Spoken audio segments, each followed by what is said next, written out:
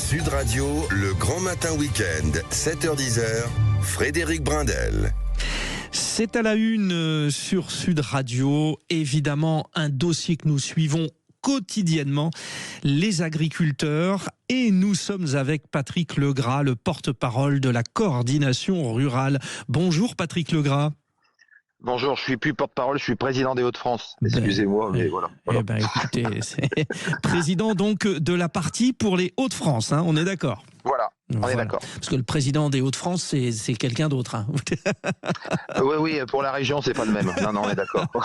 Bon, voilà les petites précisions, on est bien. Mais bon, tout ça, c'est important parce que vous êtes sur le pont depuis plusieurs jours et les agriculteurs de la coordination rurale ont décidé de lever les barrages sur l'A64, notamment à Pau et à Urthe et en Gironde. Ça dit quoi? Ça dit que on fait une pause ou alors ça va mieux?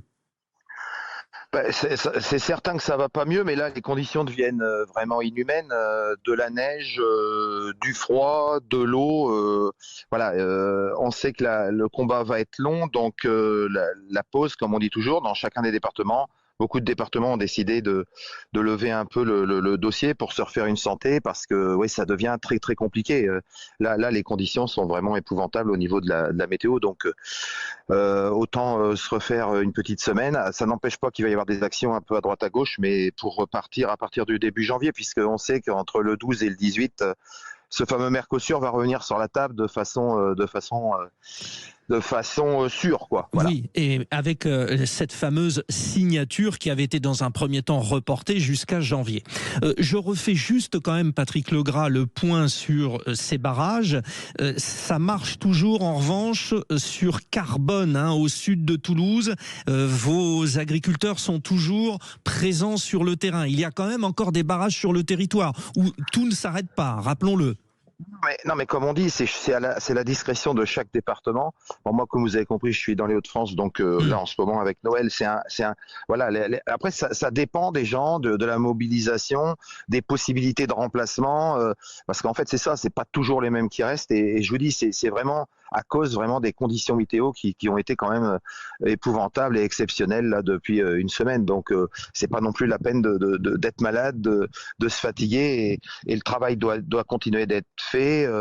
Bon, il y a les épouses et la famille qui veulent aussi un peu avoir leurs hommes et puis c'est avec eux. Donc voilà, je pense que ça reste, évidemment, il reste des mobilisations, mais il y a des mobilisations, oui, qui ont été levées. Je dis, c'est à la discrétion de chaque département. Évidemment. Alors, il y a le fond et la forme. Juste sur la forme, quand même, Patrick Legras, est-ce que les automobilistes qui sont forcément détournés par ces barrages vous font part de leur réaction? Ils vous soutiennent, j'imagine, mais est-ce que de temps en temps, il y a des tensions? Parce que, vous l'avez rappelé, il y a le froid, mais il y a aussi les fêtes. Les gens ont besoin de se déplacer. Comment gèrent tous vos confrères cette période qui est aussi, d'un point de vue diplomatique, un peu particulière? Elle est particulière. Je pense qu'aujourd'hui, l'agriculture et les agriculteurs sont toujours aussi bien vus par la population.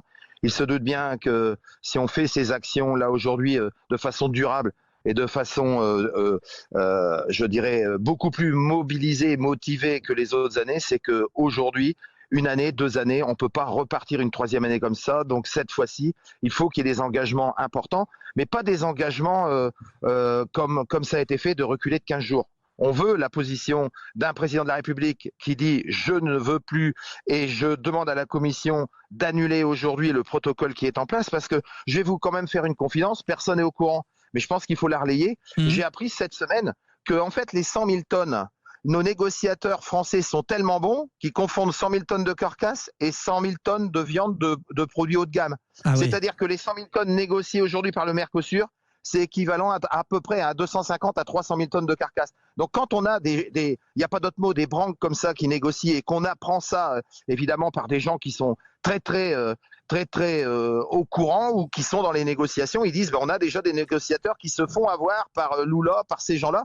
Donc vous comprenez qu'aujourd'hui, on veut, comme on a toujours dit, tout le monde autour de la table, voir ce qui a été négocié, comment c'est négocié, et surtout, si c'est mis en place, c'est avec cette fameuse clause de réciprocité, parce que les compensations, les tout ça, les machins, les clauses miroirs, ça ne parle pas aux consommateurs. Nous, on veut une réciprocité. C'est-à-dire qu'il faut que ce soit produit de la même manière qu'en France ou qu'en Europe.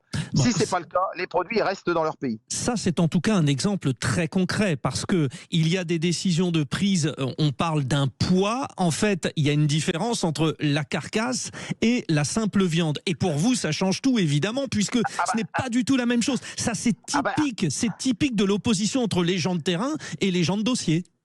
Tout à fait, une carcasse, vous avez compris, dans du bœuf, il y a 50% à peu près d'os. Bah, logique, donc si vous ne mettez pas les 50% d'os, et puis évidemment, ces pays veulent mettre les morceaux nobles, où il y a de la plus-value. Et il y a également de la plus-value. Et comme j'ai dit sur un post il y a 2 jours, grosso modo, quand on fait avec des économistes, on dit que ça va être la perte de 80 à 100 000 emplois en France, rien qu'en France, sur la viande, on va dire, c'est essentiellement la France, puisque l'Europe, c'est essentiellement la viande, c'est énormément. Oui. Mais sur ce point de vue-là, ça va coûter plusieurs dizaines de milliers d'emplois, sachant que pour l'agriculture française comme pour l'industrie française, le retour est très très petit. Le retour est vraiment pour l'industrie allemande. Donc ça, c'est prouvé. On l'a déjà demandé. Quel intérêt pour la France? Ça reste vasouillard et on n'a aujourd'hui aucun retour précis écrit de nos dirigeants sur le retour français de cet intérêt de signature. Voilà, les accords du Mercosur, donc ça concerne les importations, vous l'avez dit, de viande, de sucre aussi et de miel sud-américain, voilà, qui évidemment défient toute concurrence à cause du fait que ce ne sont pas les mêmes règles pour tout le monde. C'était très clair, Patrick Legras. On a parlé du Mercosur, juste un mot quand même sur la dermatose nodulaire. Avec le froid, ça se calme. Est-ce que ce combat reste très présent ou pour l'instant vous la jouerez?